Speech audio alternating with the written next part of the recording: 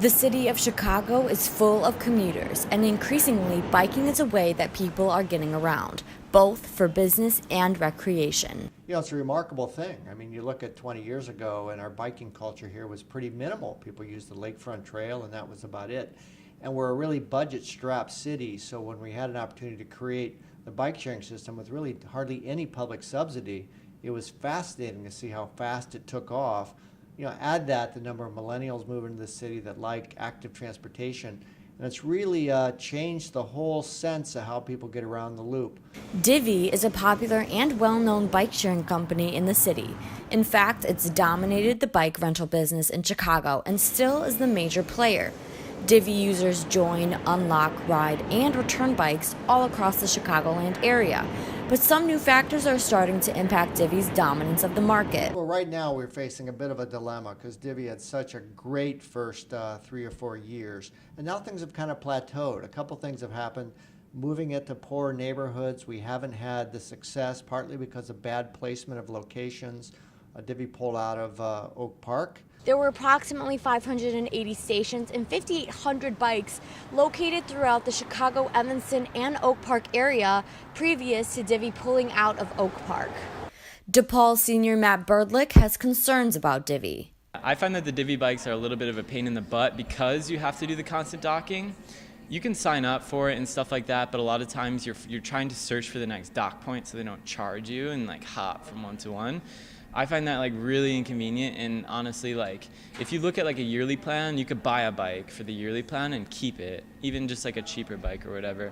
So I feel like, yeah, that's why I've avoided it for the most part. Chicago is now exploring a dockless bike sharing system, which allows riders to begin and end their rides without needing a docking station. So there's docked and then there's dockless systems, and Divvy's been a docked system for its lifespan. And the issues with the dock system is, say if you're a rider and you want to park but it's still a long walk, or there's that last first mile issue that a lot of people describe it as, and that could be even more miles. So with dockless bikes, you have the freedom to really pick it up and drop it off wherever you'd like. A pilot program for dockless bikes is running until November 1st of this year. The service area is on the far south side, south of 79th Street. A lot of these programs are now all app-based, and as soon as you scan a QR code, you can unlock the bike. One issue and one kind of interesting thing that's come up is when the first dockless models came out, they're mostly locked to, so they would just lock to themselves and you can leave them standing up, which would result in a lot of them falling down, a lot of them being picked up and moved. Chicago is actually the first city to adapt the lock to requirement so that bikes like Pace, bikes like Jump that have a U-lock on them and can be put onto a rack or a post or any kind of just street infrastructure that's not going to just leave it in the way of the sidewalk, so that maybe someone with ADA needs or is crossing and can't because of the bike that's there, just general obstacles and issues that could happen. It creates more organized sidewalk when you lock them. But not all bike sharing vendors are having a successful experience with dockless systems. OFO is a bike share company that is pulling its dockless bikes out of Chicago.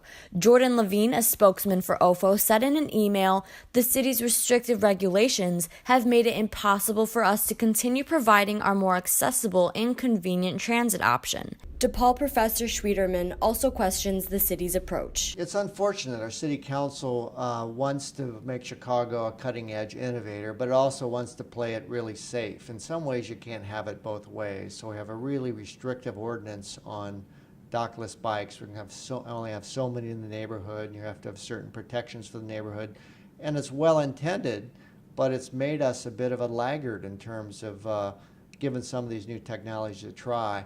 And I think we may be learning the hard way with dockless that we ask too much, and the companies say, I just can't make it work financially. We may end up with nothing. As fall begins and the dockless pilot program nears an end, biking in Chicago has the potential to change again.